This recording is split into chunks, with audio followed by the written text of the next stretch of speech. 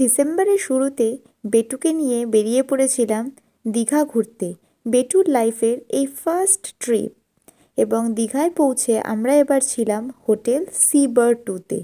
একদম সমুদ্র লাগোয়া হোটেল এবং ভীষণই সুন্দর হোটেল। মানে যেহেতু বেটু খুবই ছোট, তাই আমরা মানে এবার ঠিকই করেছিলাম যে একদম সমুদ্রের কাছাকাছি একটি হোটেল চুজ করব। তো এই হোটেলটি দেখে আমাদের ভীষণই ভালো লেগেছে। সি ফেসিং একটি রুম নিয়েছিলাম আমরা। সি ফেসিং রুম ছাড়া অন্যান্য রুমও রয়েছে, বাট আমরা মানে একটি সুন্দর ব্যালকনি প্রেফার করেছিলাম, যাতে একদম বেড থেকেই সমুদ্র দেখা যায় এবং ব্যালকনি থেকে তো এর দৃশ্য অসাধারণ। তো আমরা এই 320 নম্বর রুমে ছিলাম, সেকেন্ড ফ্লোরে ছিলাম। তো চলো তোমাদেরকে রুম ট্যুরটা দেখিয়ে দিই। দেখো, আমার বেটু কিন্তু ঘুমাচ্ছে। যাই হোক, কেউ কিছু মনে করো না। বেটু জেগে থাকলে আমি হয়তো ভিডিওটি শ্যুট করতে পারতাম না, তাই বেটু ঘুমানো অবস্থাতেই আমি ভিডিওটি করছি।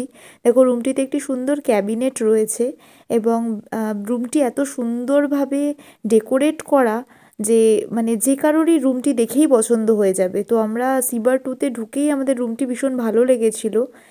এই হচ্ছে ফল সিলিংটিও খুব সুন্দর করে করা রয়েছে এবং এই ক্যাবিনেটটি সত্যিই খুব কাজের, মানে জামাকাপড়গুলো রাখার জন্য, অ্যারেঞ্জ করার জন্য। যেহেতু আজকে আমরা রুমটি ছেড়ে দেবো, তাই আমাদের অলমোস্ট প্যাকিং কমপ্লিট হয়ে গেছে। তো ক্যাবিনেটটি এখন ফাঁকাই রয়েছে। একটি সোফা রয়েছে, একটি টেবিলও রয়েছে এবং এই পর্দার পিছনেই রয়েছে ব্যালকনি। আর একটি বড় সাইজের ড্রেসিং টেবিল রয়েছে, যেটা সাজতে খুবই হেল্প করে। মানে যে কোনো মেয়েরই এরকম একটি বড় ড্রেসিং টেবিল থাকলে ঘুরতে গিয়ে হোটেলে তো মানে এর থেকে বেশি আর কি চাই সাজগোজের জন্য। তো এই হচ্ছে ব্যালকনি। দেখো, খুব সুন্দর একটি হাফ সার্কেলও বলবো না, ছোট্ট একটি ব্যালকনি, যেটা মানে সার্কেলেরও হাফ, 1/3 বলতে পারো বা 1/4 বলতে পারো, এরকম শেপের একটি ব্যালকনি। এবং ব্যালকনি থেকে যে দৃশ্যটি, সেটি অসাধারণ। মানে একদম তুমি ব্যালকনিতে বসেই সানরাইজ দেখতে পারবে, এরকম একটা দৃশ্য।